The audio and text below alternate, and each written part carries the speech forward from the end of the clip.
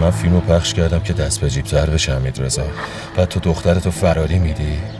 یه عقد 6 ماه زندگی الکی، خونه داشت، پول داشت، رفتن از اون سینمای خراب شده داشت. بعد دستشو میذاشتم تو دست اون مازیار سوسول عملی بیشور.